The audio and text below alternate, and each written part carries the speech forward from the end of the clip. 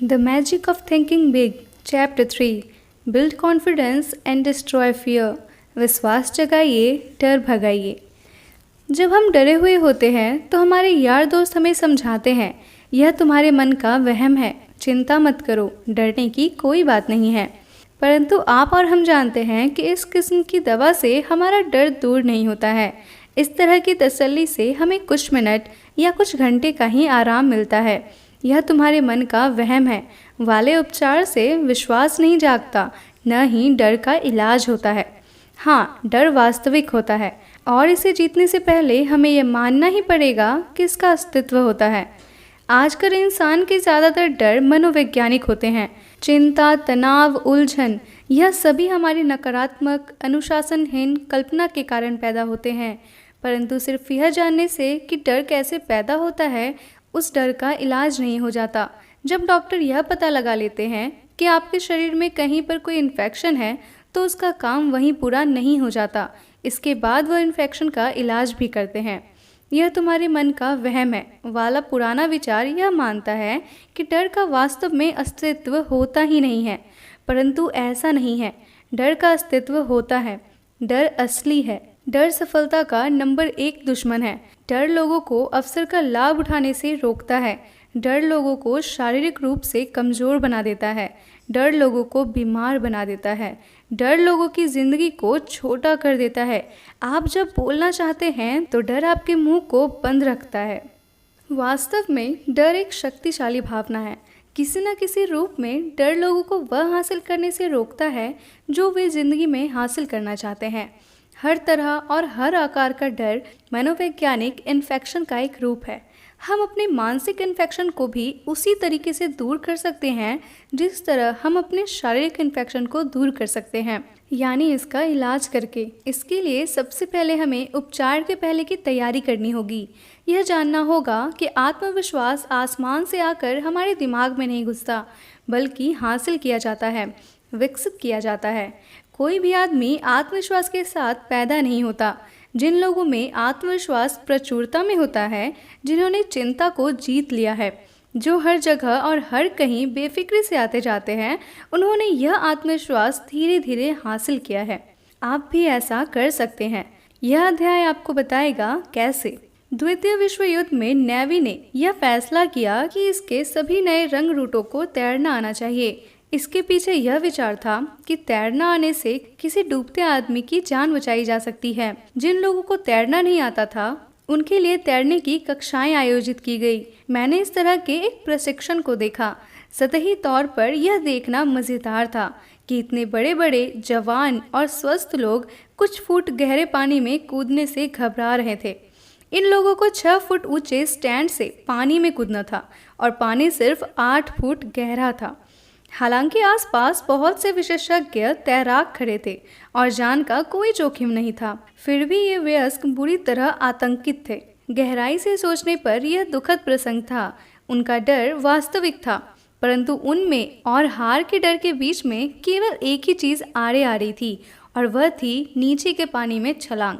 एक से ज़्यादा बार मैंने देखा कि इन युवकों को बोट से अनपेक्षित धक्का दे दिया गया और इसका परिणाम यह हुआ कि पानी से उनका डर हमेशा के लिए दूर हो गया। हजारों भूतपूर्व नेवी के जवान इस घटना से परिचित होंगे।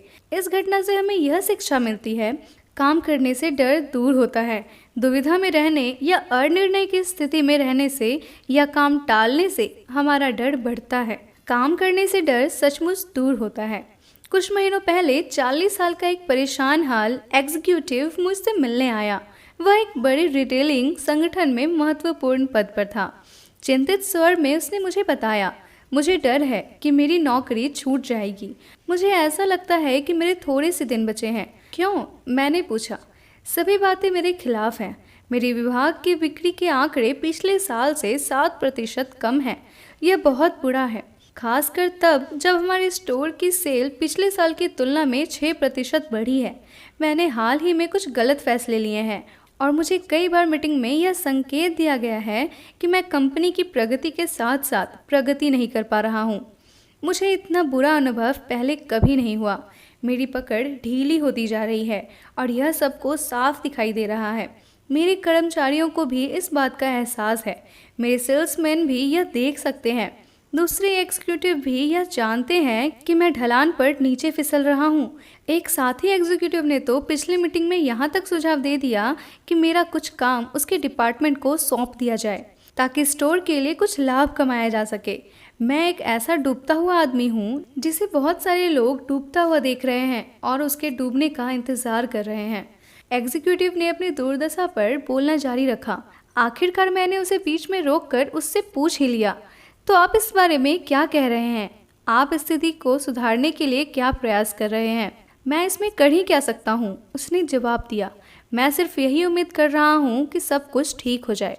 इस पर मैंने कहा, परंतु क्या उम्मीद करने से ही सब कुछ ठीक हो जाएगा? फिर बिना उसे जवाब देने का मौका दिए मैंने उससे अगला सवाल पूछा, क्यों ना उम्मीद करने के साथ साथ आप कुछ प्रयास भी करें? कैसे? उसने कहा, आपके मामले में 2 तरह के काम किए जा सकते हैं। पहला तो यह कि आप अपनी सेल्स को बढ़ा कर दिखाएं। हमें यहीं से शुरू करना होगा। कोई ना कोई वजह तो होगी जिसके कारण आपकी सेल्स कम हो रही है। उस वजह का पता लगाएं। हो सकता है कि आपको अपना पुराना माल निकालने के लिए स्पेशल सेल लगानी पड़े ताकि आप नया माल खरीद सके। शायद आपको अपने डिस्प्ले काउंटर्स को अलग तरीके से जमाना चाहिए। शायद आपको अपने सेल्समैनों में ज़्यादा उत्साह भरना चाहिए। मैं यह तो नहीं बता सकता कि किस तरह आपका सेल्स वॉल्यूम बढ़ सकता है, परंतु यह किसी न किसी तरह तो बढ़ ही सकता है। और इसके अलावा आप अपने मैनेजर से भी बात कर देख लें। हो सकता है कि वे आपको नौकरी से निकालने वाले हों, परंतु अगर आप उनकी सलाह लेंगे तो वे आपको समस्या को सुलझाने के लिए निश्चित रूप से ज़्यादा मोहलत दे देंगे। स्टोर के लिए आपका विकल्प ढूंढना बहुत मुश्किल होगा, बशर्ते कि टॉप मैनेजमेंट को यह लगे कि आप समस्या को सुलझाने का गंभीर प्रयास कर रहे हैं। मैं आगे कहता रहा, इसके बाद आप कर्मचारियों से, अपने अधीनस्थों से बात करें। डूबते हुए आदमी की तरह व्यवहार करना छोड़ दें। अपने आसपास के लोगों को यह एहसास होने दें कि आप में अभी जान बाकी है। एक बार फिर उसकी आंखों में हिम्मत लौट आई थी। फिर उसने पूछा, आपने कहा था कि मैं 2 कदम उठा सकता हूँ। दूसरा कदम क्या है? दूसरा कदम यह है, जिसे आप बीमा योजना कह सकते हैं, कि आप किसी दूसरे स्टोर में अपने लिए एक ऐसी जगह ढूंढ कर रखें जहां आपको यहां से ज्यादा तनख्वाह मिल सके। अगर आप सकारात्मक कार्य करेंगे तो मुझे नहीं लगता कि आपको इसकी जरूरत पड़ेगी। आपकी कर्मठता से आपके सेल्स आंकड़े निश्चित रूप से सुधर जाएंगे। फिर भी 1-2 विकल्प रखना हमेशा ज्यादा अच्छा होता है। याद रखें, बेरोजगार आदमी के लिए नौकरी हासिल करना बहुत मुश्किल होता है, जबकि पहले से नौकरी कर रहे आदमी के लिए नौकरी हासिल करना बेरोजगार की तुलना में 10 गुना ज़्यादा आसान होता है। 2 दिन पहले यही एग्जीक्यूटिव मुझसे मिलने आया। आपसे चर्चा के बाद मैं काम में जुट गया। मैंने बहुत से बदलाव किए, परंतु सबसे बड़ा बदलाव मैंने अपने सेल्समैनों के रवैये में किया। पहले मैं सप्ताह में 1 बार मीटिंग लिया करता था, अब मैं हर सुबह मीटिंग लेता हूँ। मैंने इन सभी लोगों में उत्साह भर दिया है। ऐसा लगता है कि मेरे जोश को देखकर उनमें भी हौसला आ गया है। जब उन्होंने देखा कि मुझ में जान बाकी है तो उन्होंने भी ज्यादा मेहनत करने का फैसला कर लिया। ऐसा लगता है जैसे वे सिर्फ इस बात का इंतजार कर रहे थे कि मैं आगे बढ़ने में पहल करूं। अब समस्या सुलझ रही है, उसने कहा। मैं आपको एक और अच्छी खबर सुनाना चाहता हूँ। मुझे 2 वैकल्पिक नौकरियों के प्रस्ताव मिले हैं।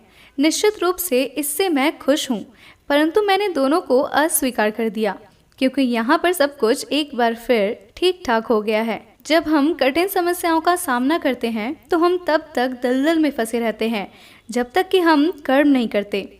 आशा से शुरुआत होती है, परंतु जीतने के लिए आशा के साथ साथ कर्म की भी जरूरत होती है। कर्म के सिद्धांत पर अमल करें। अगली बार जब भी आपको डर लगे, चाहे डर छोटा हो या बड़ा, अपने आप को संभाले। फिर इस बात का जवाब ढूंढे, किस तरह के काम से मैं अपने डर को जीत सकता हूँ। अपने डर का कारण खोजें, फिर उचित कदम उठाएं। डर और उनके विचार के कुछ उदाहरण आगे बताए जा रहे हैं। डर का प्रकार। पहला, रंग रूप के कारण झिझक। इलाज, अपना हुलिया सुधारिए। नाई की दुकान या ब्यूटी पार्लर में जाइए। जूते चमकाइए। साफ और प्रेस किए हुए कपड़े पहनिए। बेहतर ढंग से तैयार होइए। अच्छा दिखने के लिए हमें हमेशा नए कपड़ों की ज़रूरत नहीं होती है। दूसरा, किसी महत्वपूर्ण ग्राहक को खो देने का खतरा। इलाज, बेहतर सेवा देने की दुगुना कोशिश करें। ऐसी हर चीज़ को सुधार लें जिससे आपके ग्राहक का आप में विश्वास कम होता हो। परीक्षा में फेल हो जाने का डर। इलाज, चिंता में समय गंवाने के बजाय इस समय को पढ़ने में लगाइए।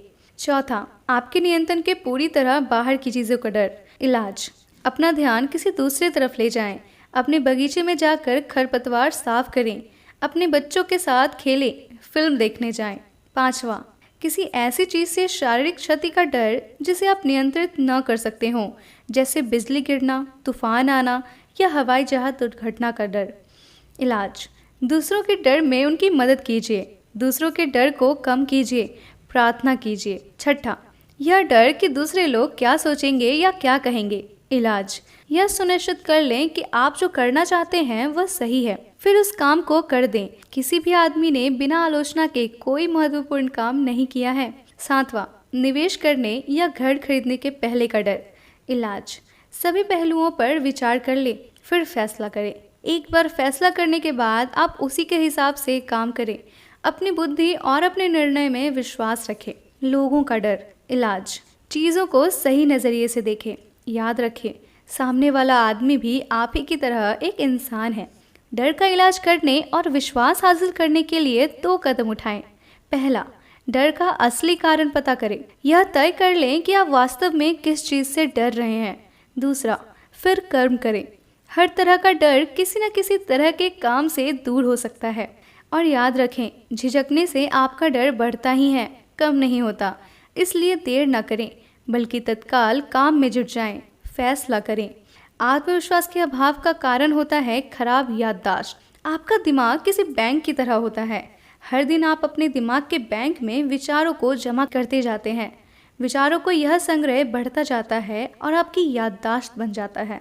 जब भी आप सोचते बैठते हैं या आपके सामने कोई समस्या आती है, तो दरअसल आप अपनी यादों के बैंक से पूछते हैं, इस बारे में मैं क्या जानता हूँ। आपकी यादों का बैंक पहले से जमा किए हुए विचारों के संग्रह में से आपको अपनी मनचाही जानकारी देता है। आपकी यादें ही वह मूलभूत सप्लायर है जो आपको नए विचारों के लिए कच्चा माल प्रदान करती है। आपकी यादों के बैंक का टेलर बहुत ही भरोसेमंद है। वह आपको कभी धोखा नहीं देता। जब आप उसके पास जाकर कहते हैं, मिस्टर टेलर, मुझे कुछ विचार निकाल कर दीजिए जिनसे यह सिद्ध हो जाए कि मैं बाकी लोगों जितना योग्य नहीं हूँ, वह कहता है, बिल्कुल सर, याद कीजिए, आपने पहले भी 2 बार इस काम को करने की कोशिश की थी और आप असफल हुए थे।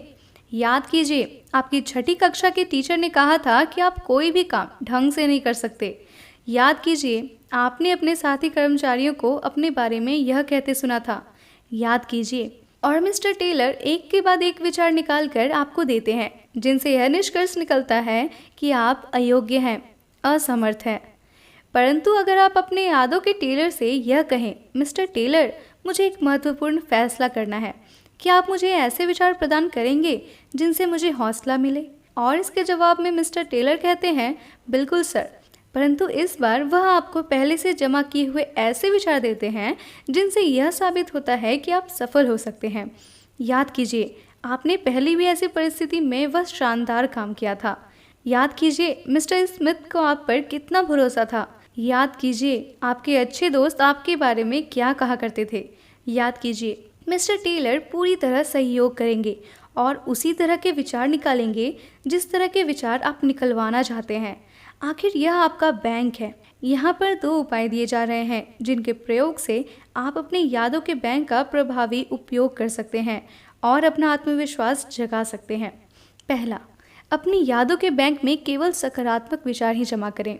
इस बात को अच्छी तरह से समझ लें, हर आदमी के जीवन में अप्रिय, मुश्किल, हतोत्साहित करने वाली घटनाएं होती हैं, परंतु इन घटनाओं के प्रति असफल और सफल लोगों की प्रतिक्रियाएं अलग अलग होती है। असफल लोग बुरी घटनाओं को दिल से लगा कर रखते हैं। वे अप्रिय स्थितियों को बार बार याद करते हैं ताकि वे उनकी यादों में अच्छी तरह से जम जाए। वे अपने दिमाग से उन्हें नहीं निकाल पाते।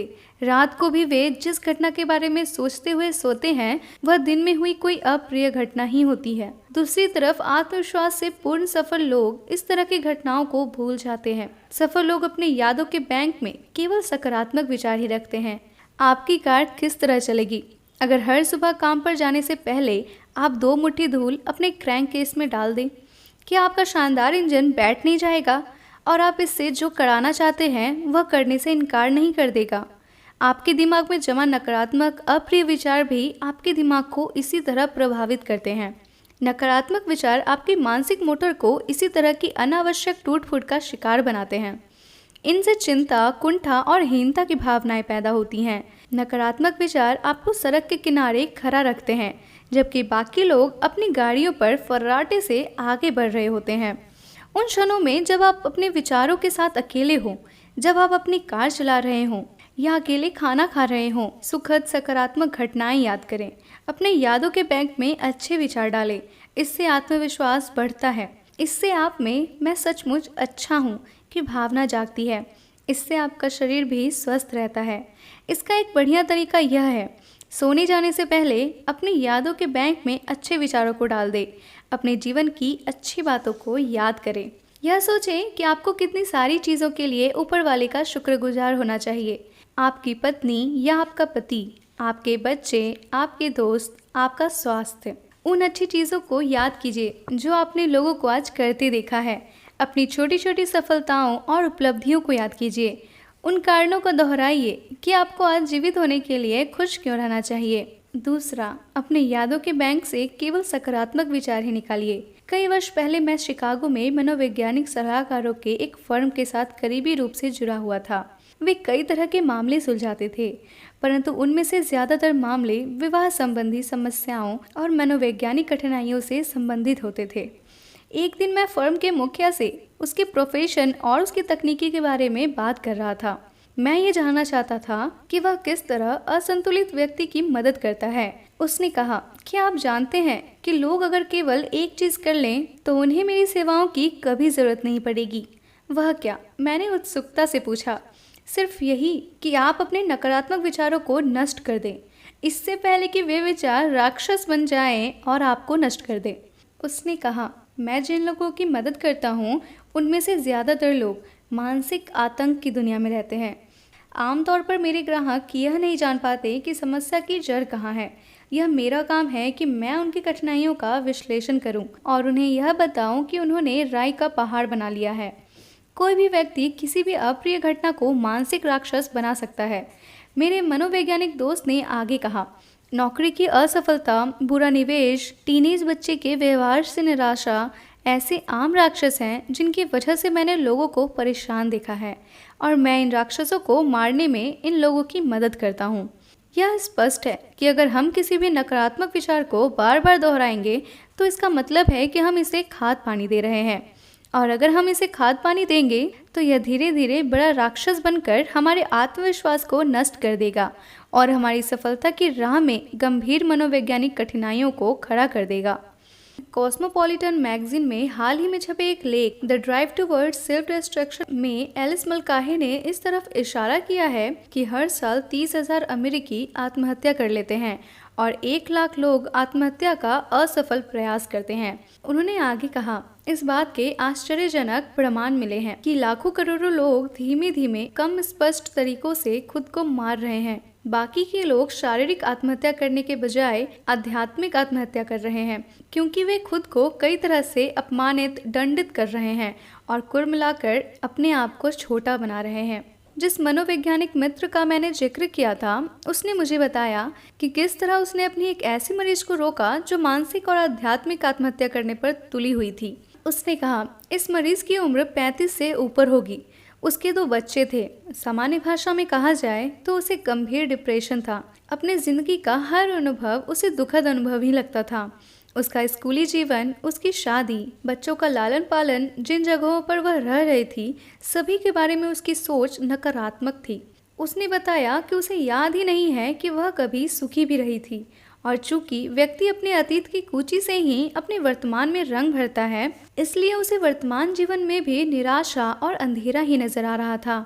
जब मैंने उससे पूछा कि सामने वाले तस्वीर में उसे क्या दिख रहा था, तो उसने कहा, ऐसा लगता है जैसे यहाँ आज रात तूफान आने वाला है। यह उस तस्वीर का सबसे निराशाजनक विश्लेषण था। यह तस्वीर एक बड़ी ऑयल पेंटिंग है जिसमें सूर्य आसमान से नीचे की तरफ है। चित्र बहुत चतुराई से बनाया गया है और इसे सूर्योदय का दृश्य भी समझा जा सकता है और सूर्यास्त का भी। मनोवैज्ञानिक ने कहा कि लोग तस्वीर में जो देखते हैं उससे उनके व्यक्तित्व के बारे में संकेत मिल जाता है। ज्यादातर लोग कहते हैं कि यह सूर्योदय का दृश्य है, जबकि मानसिक रूप से असंतुलित डिप्रेस्ड व्यक्ति हमेशा इसे सूर्यास्त का दृश्य बताते हैं। एक मनोवैज्ञानिक के रूप में मैं किसी आदमी की याददाश्त तो नहीं बदल सकता, परंतु अगर मरीज सहयोग दे तो मैं उसे अपने अतीत को अलग तरीके से देखने का नजरिया सिखा सकता हूँ। मैंने इस महिला को भी ऐसा ही करना सिखाया।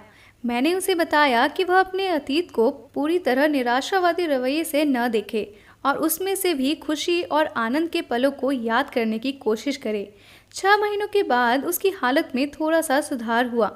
उस वक्त मैंने उसे एक खास काम सौंपा। मैंने उससे कहा कि वह हर दिन 3 कारण लिखे जिसके कारण उसे खुश होना चाहिए। हर सप्ताह गुरुवार को मैं उसके लिखे कारणों को देख लेता था। यह सिलसिला 3 माह तक चला। उसमें काफी सुधार हो रहा था। आज वह महिला एक सामान्य जीवन जी रही है। वह सकारात्मक है और वह ज्यादातर लोगों जितनी ही सुखी है। जब इस महिला ने अपने यादों के बैंक से नकारात्मक विचार निकालना बंद कर दिया तो उसकी हालत में सुधार होना शुरू हो गया। चाहे मनोवैज्ञानिक समस्या बड़ी हो या छोटी, इलाज हमेशा तभी शुरू होता है जब आदमी अपने यादों के बैंक से नकारात्मक विचारों को निकालना बंद कर देता है और उनके बजाय सकारात्मक विचार निकालना शुरू कर देता है। मानसिक राक्षस मत बनाइए। अपने यादों के बैंक से अप्रिय विचार निकालना बंद कर दें। जब भी आपको किसी तरह की कोई परिस्थिति याद आए तो उसके अच्छे हिस्से के बारे में सोचें, बुरे हिस्से को भूल जाएं, उसे दफना दें। अगर आप यह पाएं कि आप नकारात्मक पहलू पर ही विचार कर रहे हैं तो उस घटना से अपने दिमाग को पूरी तरह हटा दें। और यहाँ हम आपको एक और महत्वपूर्ण और उत्साहवर्धक बात बताना चाहते हैं।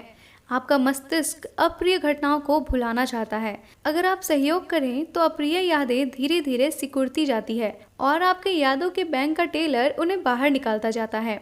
अप्रिय घटनाएं हमारी चाही गई चीज़ों के खिलाफ होती है, इसलिए हम उन्हें याद नहीं रखना चाहते। संक्षेप में, अगर हम उन्हें बार बार न याद करें तो अप्रिय घटनाओं को भूलना आसान है। अपने यादों के बैंक से केवल सकारात्मक विचार ही निकालें, बाकी को यूं ही बेकार पड़ा रहने दें और आपका आत्मविश्वास आसमान छू लेगा। आपको ऐसा लगेगा जैसे आप किला फतेह कर सकते हैं। आपको लगेगा कि आप दुनिया की चोटी पर पहुंच सकते हैं।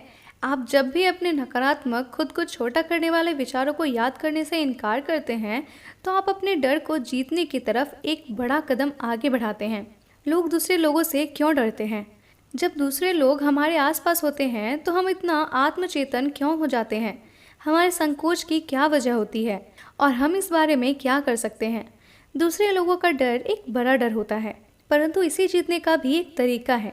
अगर आप उसे सही पहलू से देखने की आदत डाल लें तो आप लोगों के डर को जीत सकते हैं। मेरे एक सफल बिजनेसमैन मित्र ने मुझे बताया कि किस तरह उसने लोगों के बारे में सही नज़रिया सीखा। उसका उदाहरण सचमुच दिलचस्प है। द्वितीय विश्व युद्ध में सेना में जाने से पहले मैं हर एक के सामने झिझकता था, हर एक से डरता था। आप सोच भी नहीं सकते कि मैं उस समय कितना शर्मीला और संकोची हुआ करता था। मुझे लगता था बाकी लोग मुझसे बहुत ज़्यादा स्मार्ट हैं। मैं अपने शारीरिक और मानसिक कमियों को लेकर चिंता करता रहता था। मैं सोचता था कि मेरा जन्म ही असफल होने के लिए हुआ है। फिर किस्मत से मैं सेना में चला गया और वहां जाने के बाद मेरे दिल से लोगों का डर निकल गया। 1942 और 1943 के दौरान जब सेना में लोगों को भर्ती किया जा रहा था तो मुझे भर्ती केंद्रों पर मेडिकल ऑफिसर के रूप में तैनात किया गया। मैंने इन लोगों के प्रशिक्षण में सहयोग किया। मैं इन रंग रूटों को जितना देखता था मेरे मन से लोगों का डर उतना ही कम होता जाता था। सैकड़ों की तादाद में लोग खड़े हुए थे। सभी पूरे कपड़े उतारे हुए थे और सभी लगभग एक जैसे दिख रहे थे। हाँ, इनमें से कुछ मोटे थे और कुछ दुबले, कुछ लंबे थे, कुछ नाटे, परंतु वे सभी परेशान थे। सभी अकेलापन अनुभव कर रहे थे।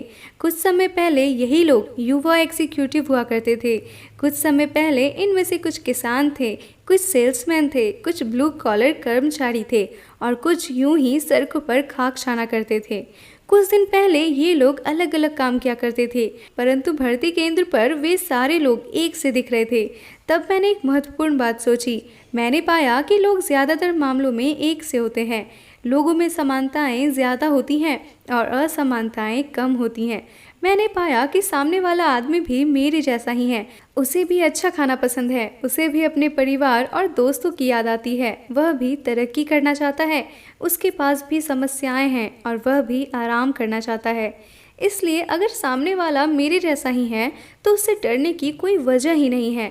अब मैं आपसे पूछता हूँ, क्या यह बात काम की नहीं है? अगर सामने वाला मेरे जैसा ही है तो उससे डरने की कोई वजह ही नहीं है।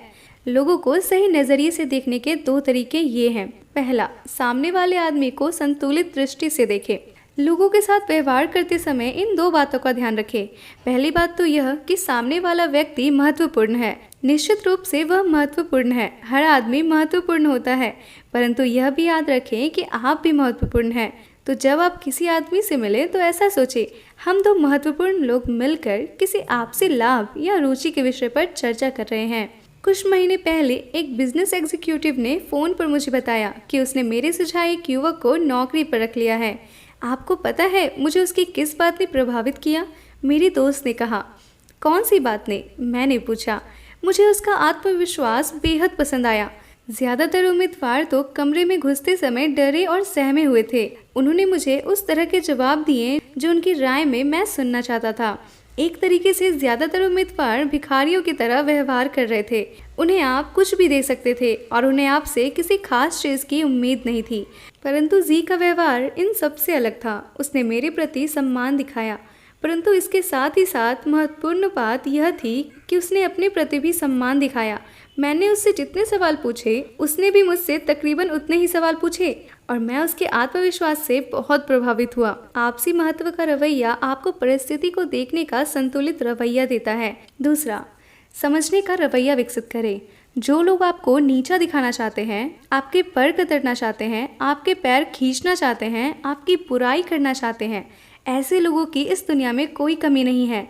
अगर आप इनका सामना करने के लिए तैयार नहीं हो तो यह लोग आपके आत्मविश्वास में बड़े बड़े छेद कर देंगे और आपको ऐसा लगेगा जैसे आप पूरी तरह हार चुके हैं। कुछ महीने पहले मेम्फिस होटल की रिजर्वेशन डेस्क पर मैंने सीखा कि इस तरह के लोगों का सामना किस तरह से किया जा सकता है। शाम के 5 बजे थे और होटल में नए अतिथियों का रजिस्ट्रेशन किया जा रहा था।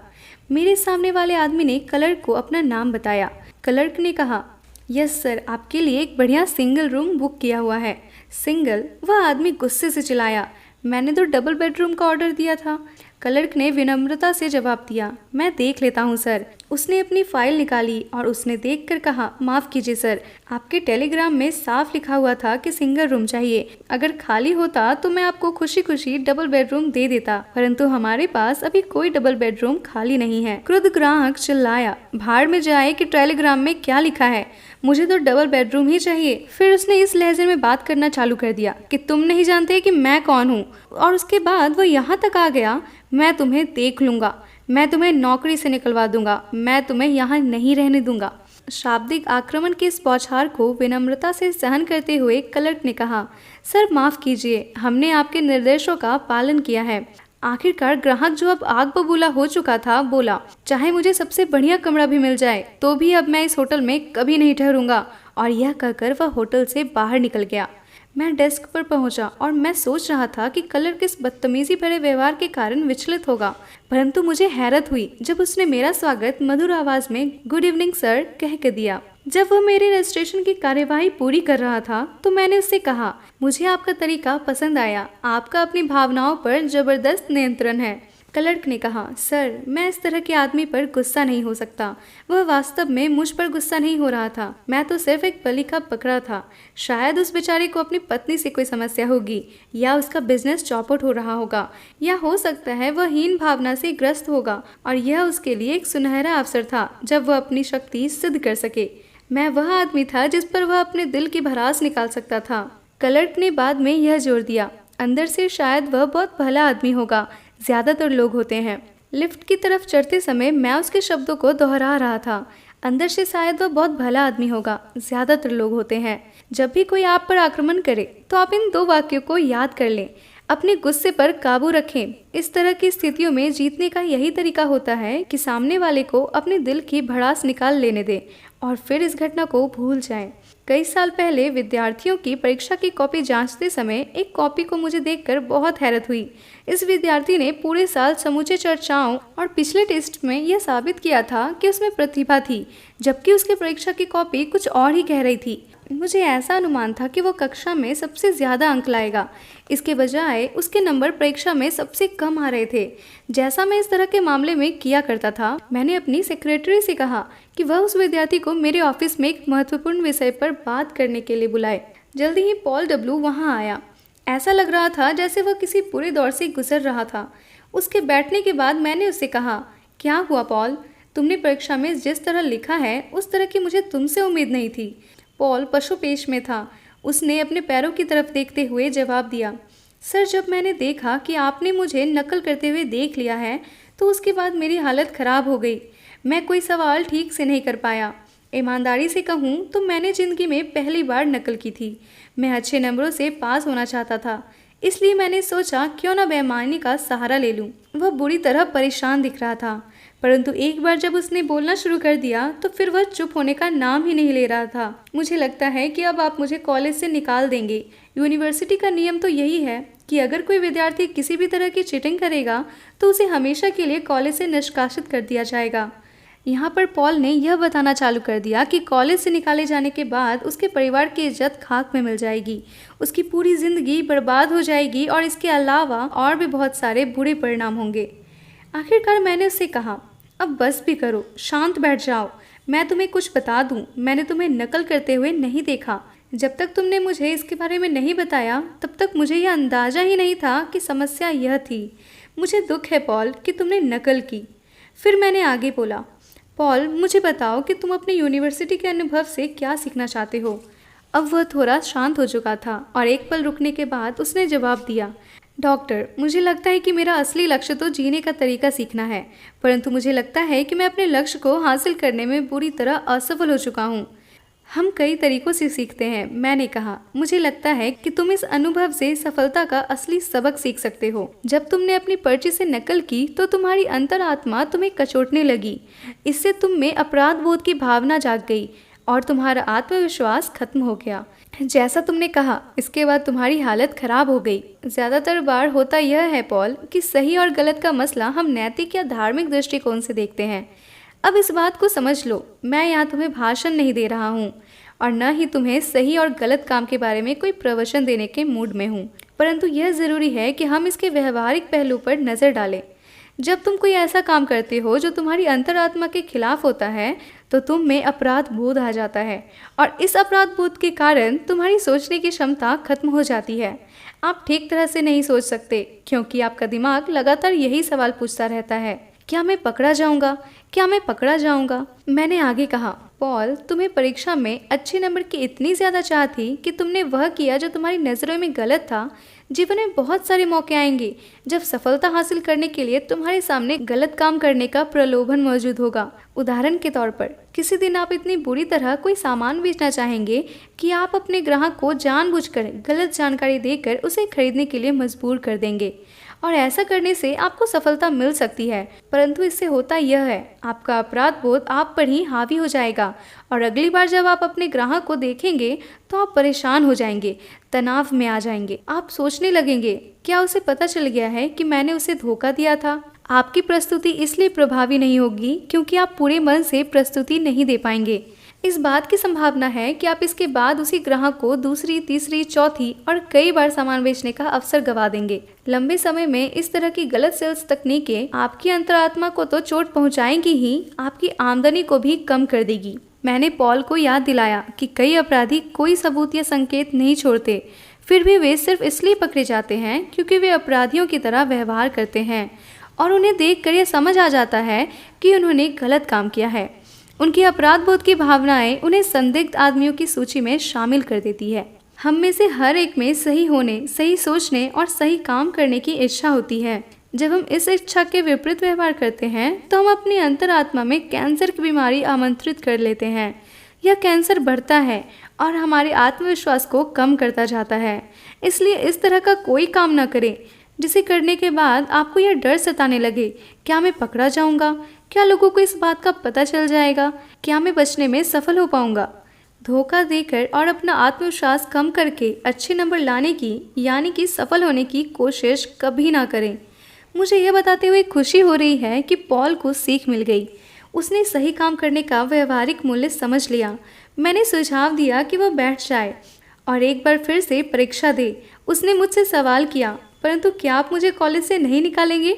मेरा जवाब था, मैं निष्कासन के नियम जानता हूँ, परंतु अगर हम धोखा देने वाले विद्यार्थियों को कॉलेज से निकाल देंगे तो हमारे आधे प्रोफेसरों की छुट्टी हो जाएगी, और अगर हम धोखा देने का विचार करने वाले सभी विद्यार्थियों को निकाल देंगे तो हमें कॉलेज में ताले लगाने पड़ेंगे। इसलिए मैं इस घटना को भूलने के लिए तैयार हूँ, अगर तुम एक काम करो।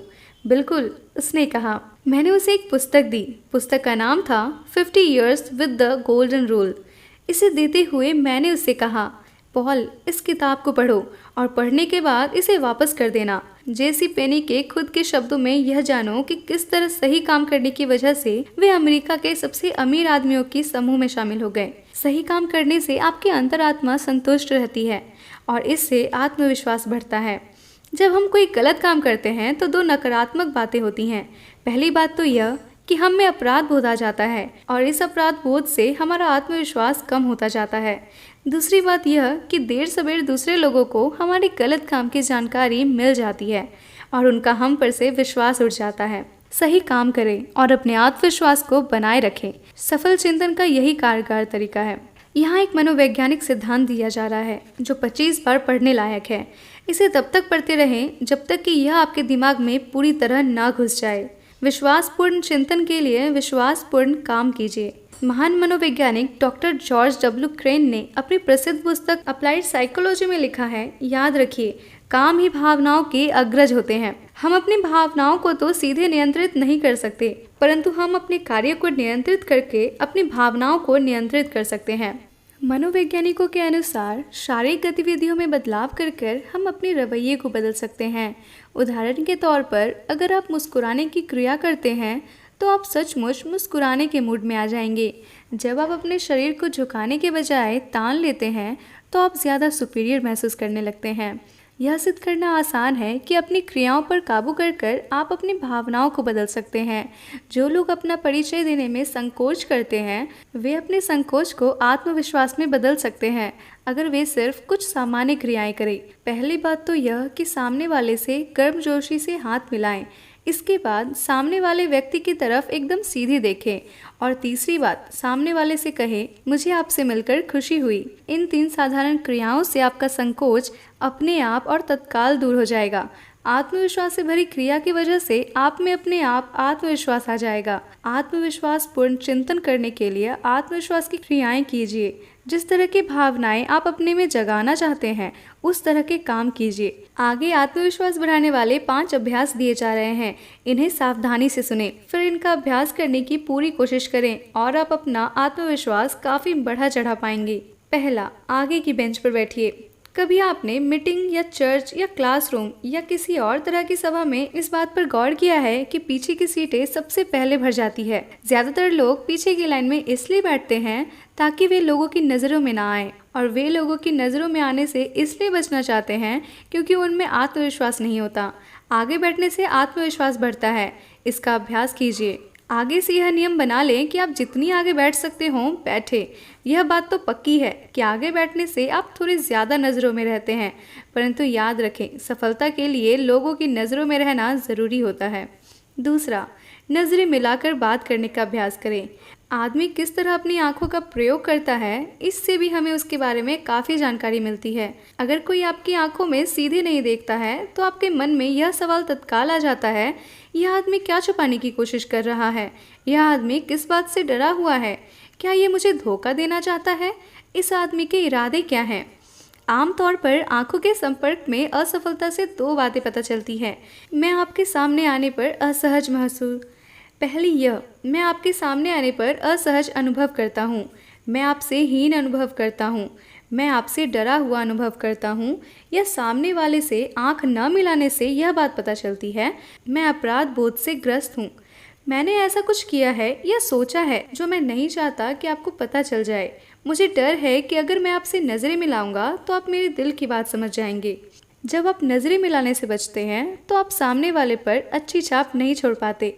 आप कहते हैं, मैं डरा हुआ हूँ, मुझ में आत्मविश्वास की कमी है। इस डर को जीतने का यही तरीका है कि आप सामने वाले से नजरें मिलाकर बात करें। नजरें मिलाकर बात करने से सामने वाले को यह संदेश जाता है, मैं ईमानदार और सच्चा हूँ, मैं जो कह रहा हूँ मैं उसमें पूरी तरह यकीन करता हूँ, मैं डरा हुआ नहीं हूँ, मैं आत्मविश्वास से भरा हुआ हूँ। अपनी आंखों से काम लीजिए, दूसरे आदमी की आंखों में आंखें डालकर बात कीजिए। इससे न सिर्फ आप में आत्मविश्वास आ जाएगा, बल्कि इससे सामने वाला भी आप पर विश्वास करने लगेगा। तीसरा, 25% तेज चलिए। जब मैं छोटा था तो काउंटी सीट पर जाना ही अपने आप में एक रोचक अनुभव होता था। जब सारे काम हो चुके होते और हम कार में लौट आते तो मेरी माँ अक्सर कहा करती थी, डेवी यहाँ थोड़ी देर चुपचाप बैठो और देखो कि लोग किस तरह चल रहे हैं। माँ इस खेल को बहुत अच्छी तरह से खेलती थी। वह कहा करती थी, उस आदमी को देखो, वह परेशान सा दिख रहा है, या तुम्हें क्या लगता है वह महिला क्या करने जा रही है, या उस आदमी की तरफ देखो, वह कोहरे में लिपटा हुआ लगता है। लोगों को चलते हुए देखना सचमुच मजेदार था। मनोरंजन का यह तरीका फिल्म देखने से सस्ता पड़ता था। मुझे बाद में पता चला कि इस खेल को खेलने के पीछे माँ का एक कारण यह भी था, और इससे ज्यादा शिक्षा भी मिलती थी। मैं अब भी लोगों को चलते हुए देखता हूँ, कॉरिडोर में, लॉबी में, फुटपाथ पर। लोगों को चलते हुए देखकर मैं समझ लेता हूँ कि उनकी मानसिक स्थिति कैसी है। मनोवैज्ञानिक झुकी हुई मुद्राओं और सुस्त चाल का संबंध खुद के बारे में, अपनी नौकरी के बारे में, अपने आसपास के लोगों के बारे में अप्रिय रवैये से जोड़ते हैं। परंतु मनोवैज्ञानिक यह भी बताते हैं कि आप अपनी मुद्रा को बदलकर और अपनी चलने की गति को बदलकर अपने रवैये को सचमुच बदल सकते हैं। आप भी अगर ध्यान से देखेंगे तो आप यह पाएंगे कि शरीर की क्रिया मानसिक क्रिया का परिणाम है। जो आदमी हारा हुआ है, जो आदमी चोट खाया हुआ है, वह मरा मरा चलता है, सुस्त चलता है, उसमें आत्मविश्वास 0 होता है। औसत लोग औसत चाल चलते हैं, उनकी गति औसत होती है, उनके चेहरे पर लिखा होता है, मुझे अपने आप पर नाज नहीं है। एक तीसरा समूह भी है। इस समूह के लोगों में प्रबल आत्मविश्वास होता है। वे आम आदमियों से तेज चलते हैं, उनकी चाल में फुर्ती होती है, उनकी चाल दुनिया को बताती है, मैं किसी महत्वपूर्ण काम से किसी महत्वपूर्ण जगह जा रहा हूँ। इससे भी बड़ी बात यह कि जो काम मैं 15 मिनट बात करने जा रहा हूँ, मुझे उसमें सफलता मिलेगी। आत्मविश्वास बढ़ाने के लिए 25% तेज चलने की तकनीक का प्रयोग करके देखें। अपने कंधों को सीधा कर ले, अपने सिर को ऊपर उठा ले और थोड़े तेज कदमों से आगे की तरफ बढ़े चले। आप पाएंगे कि आपका आत्मविश्वास भी बढ़ चुका है। कोशिश करें और परिणाम खुद देखें। चौथा, बोलने की आदत डालें। कई तरह के समूहों के साथ काम करते हुए मैंने यह पाया कि बहुत से समझदार और योग्य लोग चर्चाओं में भाग नहीं लेते हैं। चर्चा के दौरान उनका मुंह ही नहीं खुल पाता। ऐसा नहीं है कि उनके पास बाकी लोगों जितने अच्छे विचार नहीं होते या वे बोल नहीं सकते। इसका कारण सिर्फ यह होता है कि उनमें आत्मविश्वास नहीं होता। यह चुप आदमी अपने बारे में इस तरह की बातें सोचता है, मेरा विचार शायद काम का नहीं है, अगर मैं कुछ कहूँगा तो हो सकता है कि लोग मुझे मूर्ख समझे, इसलिए बेहतर यही है कि मैं चुपचाप बैठा रहूं। इसके अलावा समूह के बाकी लोग मुझसे बेहतर जानते हैं। मैं दूसरों के सामने यह जताना नहीं चाहता कि मैं कितना नासमझ हूँ। जितनी बार यह चुप आदमी बोलने में असफल रहता है, वह अपने आप को उतना ही ज्यादा अक्षम और हीन बनाता जाता है। अक्सर वह खुद से यह कमजोर सा वादा करता है कि वह अगली बार मौका पड़ने पर जरूर बोलेगा। यह बहुत महत्वपूर्ण बात है। हर बार जब चुप आदमी बोलने में असफल रहता है तो वह आत्मविश्वास के जहर की एक और खुराक गटक लेता है। अपने आप पर उसका विश्वास उतना ही कम होता जाता है। सकारात्मक पहलू यह है कि आप जितना ज़्यादा बोलते हैं, आपका आत्मविश्वास उतना ही बढ़ता जाता है और आपके लिए अगली बार बोलना उतना ही ज़्यादा आसान हो जाता है।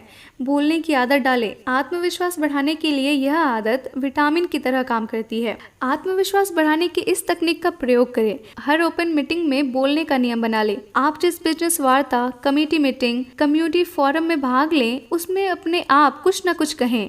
इस मामले में कोई अपवाद न रखें, कोई टिप्पणी करें, कोई सुझाव दें, कोई सवाल पूछें और आखिरी में कभी ना बोलें। आपको सबसे पहले बोलने की आदत डालनी चाहिए। आपको झिझक तोड़नी होगी और मूर्ख दिखने के बारे में चिंता ना करें। आप मूर्ख नहीं दिखेंगे। अगला आदमी चाहे आपसे सहमत ना हो, परंतु कोई दूसरा आदमी आपसे जरूर सहमत होगा। अपने आप से यह सवाल करना छोड़ दें, क्या मैं कभी बोलने की हिम्मत कर पाऊंगा? इसके बजाय समूह के लीडर का ध्यान आकर्षित करने का लक्ष्य बनाइए ताकि आप बोल सकें। बोलने के विशेष प्रशिक्षण और अनुभव के लिए अपने स्थानीय टोस्ट मास्टर के क्लब में शामिल हो जाइए। हजारों लोगों ने इस तरह के सुनियोजित कार्यक्रम में शामिल होकर लोगों के साथ और लोगों के सामने चर्चा करके अपना आत्मविश्वास बढ़ाया है। 5वां, बड़ी मुस्कुराहट दीजिए।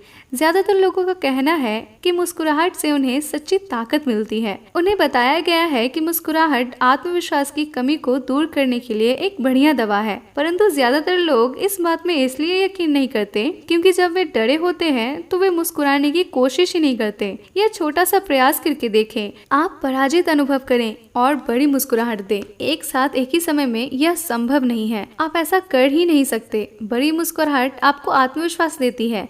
बड़ी मुस्कुराहट आपका डर भगाती है, चिंता दूर करती है और निराशा हर लेती है। और एक सच्ची मुस्कुराहट सिर्फ आपके आत्मविश्वास को ही नहीं बढ़ाती या सिर्फ आपके मन से बुरी भावनाओं को ही नहीं हटाती। सच्ची मुस्कुराहट से लोगों का विरोध भी पिघल जाता है और यह तत्काल होता है। अगर आप किसी को बड़ी सी सच्ची मुस्कुराहट दें तो सामने वाला आदमी आपसे गुस्सा हो ही नहीं सकता। कुछ समय पहले की बात है, मेरे साथ एक घटना हुई जिसमें ऐसा ही हुआ। मैं चौराहे पर हरी बत्ती जलने का इंतजार कर रहा था कि तभी भड़ाम की आवाज आई। मेरे पीछे वाले ड्राइवर का पैर ब्रेक पर से हट गया था और उसने मेरी कार के बम्पर में पीछे से टक्कर मार दी थी। मैंने शीशे में से देखा कि वह बाहर निकल रहा था। मैं भी तत्काल बाहर निकल आया और नियमों की पुस्तक को भूलते हुए बहस के लिए तैयार हो गया। मैं मानता हूँ कि मैं उससे बहस करके उसे नीचा दिखाने के लिए पूरी तरह तैयार था, परंतु सौभाग्य से इसके पहले कि मुझे ऐसा करने का मौका मिलता, वह मेरे पास आया, मुस्कुराया और उसने गंभीरता से कहा, दोस्त, मेरा ऐसा कोई इरादा नहीं था। उसकी मुस्कुराहट और उसके गंभीर वाक्य को सुनकर मेरा गुस्सा काफिर हो गया। जवाब में मैंने इस तरह की बात कही, चलता है, ऐसा तो होता ही रहता है। पलक झपकते ही हमारा विरोध मित्रता में बदल गया। बड़ी मुस्कुराहट दीजिए और आप महसूस करेंगे कि एक बार फिर खुशी के दिन लौट आए हैं। परंतु मुस्कुराहट बड़ी होनी चाहिए। आधी मुस्कुराहट से काम नहीं चलेगा। आधी मुस्कुराहट की सफलता की कोई गारंटी नहीं है। तब तक मुस्कुराइए जब तक आपके दांत न दिखने लगे। बड़ी मुस्कुराहट की सफलता की पूरी गारंटी है। मैंने कई बार सुना है, हाँ, परंतु मैं डरा हुआ होता हूँ या मैं गुस्से में होता हूँ तो मेरी मुस्कुराने की इच्छा ही नहीं होती। बिल्कुल नहीं होती होगी, किसी की नहीं होती। परंतु यही तो खास बात है ना कि आप ऐसे वक्त भी खुद से कहें, मैं मुस्कुरा कर दिखा दूंगा। फिर मुस्कुराइए। मुस्कुराहट की शक्ति का दोहन कीजिए। तो दोस्तों, इस बुक में 13 चैप्टर्स हैं। नेक्स्ट चैप्टर आपको नेक्स्ट वीडियो में मिलेगा। तो अगर आपको ये वीडियो पसंद आई हो तो आप इस वीडियो को लाइक कर हमारा मनोबल बढ़ा सकते हैं। और अगर आप ऐसी वीडियो पहली बार देख रहे हैं और ऐसी और वीडियोस देखना चाहते हैं तो दोस्तों इस चैनल को सब्सक्राइब कर लीजिए, क्योंकि हम आपके लिए ऐसे वीडियोस लाते रहेंगे। धन्यवाद।